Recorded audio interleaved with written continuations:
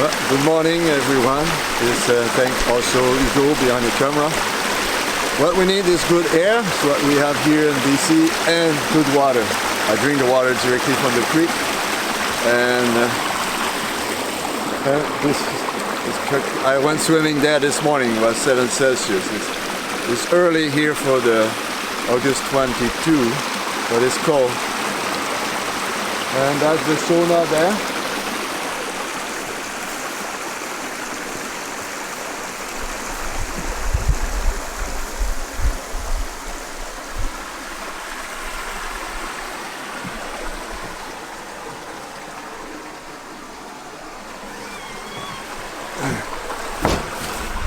And it's all built with wood. If you look on the roof there, I don't know if you can see the roof. Yeah, the roof there. You have no insulation. It's all insulated with wood.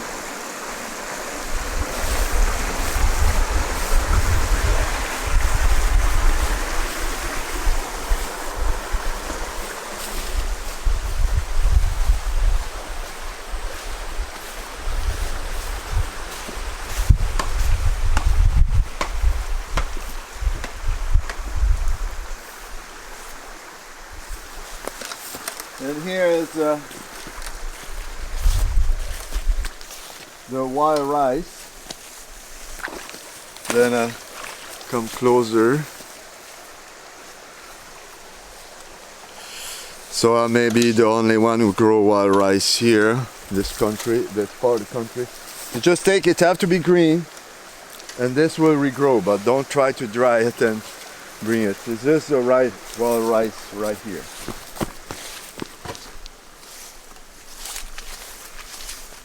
A bit more here. Then you just throw it in the water, because this is an experiment, so I don't have enough to harvest, but I have to make a big lake back there. That'd be expensive, but one day maybe. So now we could come to the garden.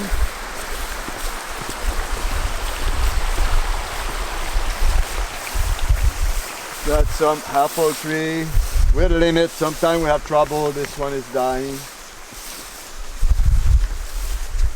There, raspberry, blueberry, and on the front there is some cherry tree, but they're dying too, that one.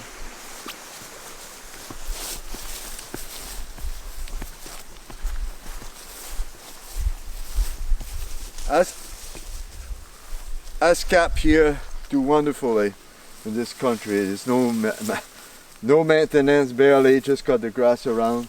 They made so much shade, then they have no weed. Plum, you have to replant them many times because they're dying on you here when it's bad winter. Blueberry, I said so. Then let's go on the back here. We're going to be a bit on the end of the season, August 22 today, I think.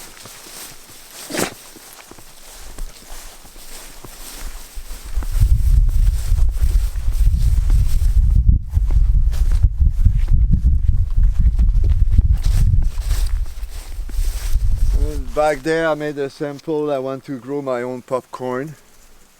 I think it will work. It's an heirloom popcorn, so it's not the hybrid, so it's 100 days.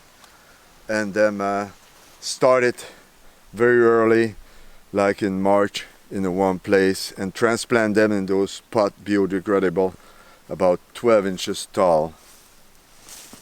I don't know if I still have flower here, but a small field of no flower. You can see there the flax, a bit of flax. There. Still have few flowers. The purple flower. The purple flower there, that's flax. Try to harvest it for the seed and also for the chaff to make linen. We'll go to the garden.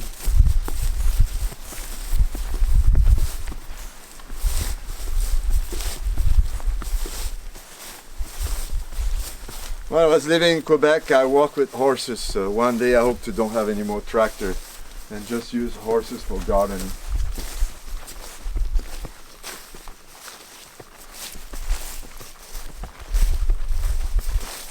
If you can see back there where you have the white line, that is for protecting the carrots for special worm go in, and it's potatoes, carrot there.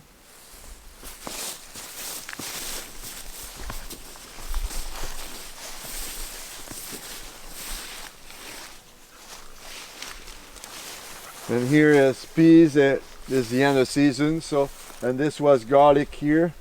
Then we till it, but rain all the time for a bit. Onion and leek, the same thing. The onion, I have to seed them beginning of February in the one place and to be able to transplant them. And you have more corn back there, so we'll just go through here.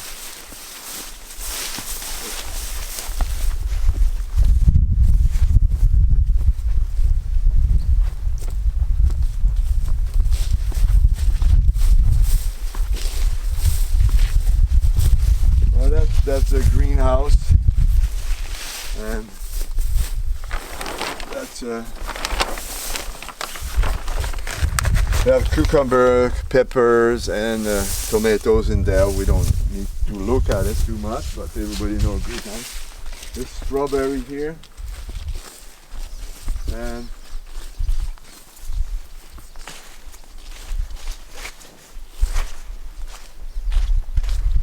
more strawberry here. This is everbearing. They produce berry now. And then this is two normal type. So I just transplant them here, and then the row in the middle I will transplant them somewhere else when it be time. And these poppies are lots of work for the weed, but they produce seed, so I could have seed for my salad. And then the flower is out now. One flower here, one small flower there still. My bees love the poppies in the morning. We could hear them a bit. And this is corn. It's still heirloom corn, about 100 days too. So I ate corn yesterday. It's supposed to be a big corn, but here in this country is not too big, but it's good.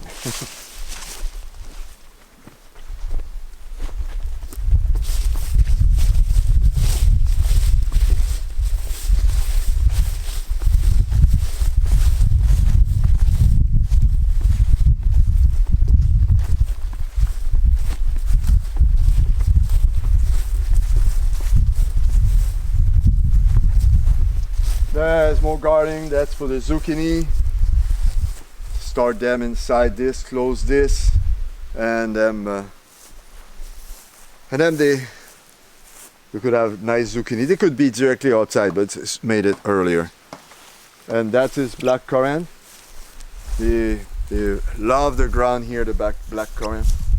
I don't know how much we harvest there, but it's for sure it is 100 gallon for each side of the row, so at least 400 gallon in there.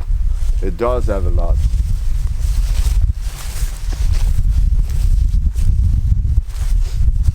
And more strawberry, cabbages, cauliflower. And the yellow flower there, it is a type of a broccoli. It is very good to eat, the flower and the top, but you don't have a big broccoli, but you have a bunch of small branch. And then they produce seed, and those seeds are very good too. And that's buckwheat and flax. You can see the flower there. The flower there of the flax. I should not let the buckwheat grow so tall with the seed, but when it stops raining, I will till it under for manure. It's just to fertilize the soil with green manure. And the flax is, and the buckwheat flour is for my bees too. The bees love it very much. If you just made a line there, you see up there on the bees where I keep them. I'm a bit, everybody feed their bees with sugar in fall. Myself, I feed them with honey. So I take 50 pounds of honey each hive at least for the winter. but it's a special. It's just an experiment. We have some not always success, but people who feed with sugar, they have a bit more success than myself with honey. But I realized that I have to put them inside. They cannot be outside, it's too cold. Even if they warm it up. Those windows there, upstairs, they sleep there. So when it be cold, I bring in there, put the window, and in the winter, I come with fresh honey, and I put fresh honey on front of each hive. So when the bees, it's warming a bit, they come out, they lick the honey. Then anyway, I will try it this way. It's more work. One day I want to build a 6-side building and timber framing, and with 3 rooms with the hive there. We'll have 3 hives each, and then the people could come if they have stress in their mind, anxiety or something, or any health issue for breathing. They could lay down on there and breathe the air from the hive and the noise of the bees. With no bees, the bees will stopped by a mosquito netting. Anyway, this is, we could just go back there a bit.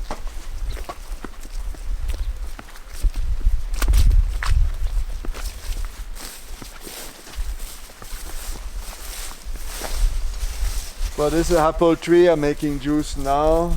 I could made a video short of this, and this more raspberry, blueberry. This in English is a gooseberry, and a cherry tree, and the teepee back there. I'm not living in a teepee, but this I got the limited tree this year again for the moose. So when I get a moose, then the fly, in nice day like this, it's the fly will smell the meat and go in it. So I put them in, and I made smoke under, cold smoke. And the meat, it tastes good. Everybody love it, the cold smoke taste of the flesh, and then it dry, and I could save. And a big moose will fill the teepee, will have lots of meat in there. Last year we did quite a bit of work in there. So that's pretty much it for now. We walking on some building. We have a woofer there, a split shingle.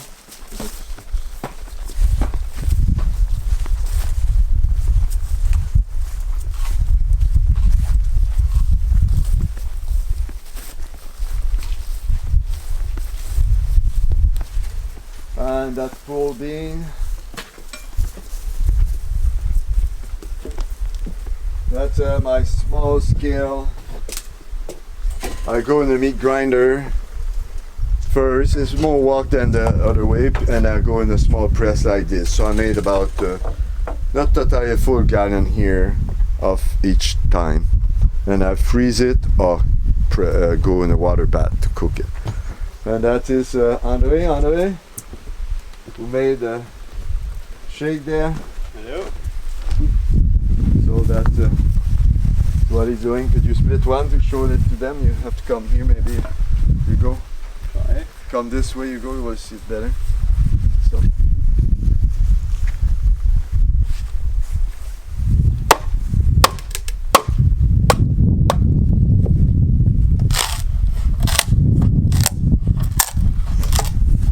As you see, it's lots of work. They need a big pile. You have a pile there. I don't know if you see the pile back there by the house. And you have another pile there, ready to put on.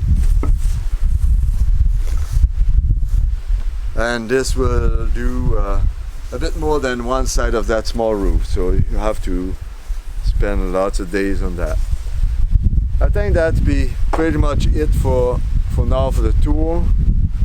What it is I want to encourage people to be self-sufficient and grow organically and use less possible of those big trucks to bring the food. I just produce about 95% of my food that I eat, and if I don't get a moose, then I'm vegetarian. I eat mostly potatoes, carrots and beets. Sometimes it's hard for the wolf to come here to have a change, so then they like this, but if you want to be self-sufficient, you have to be more abstinence of certain things. Then if you want to keep the planet clean, then you have to don't go for all your wishes. Sometimes you have to eat what you get and forget about what you could get at the store. So thank you very much for watching, and thank you, Hugo, for everything.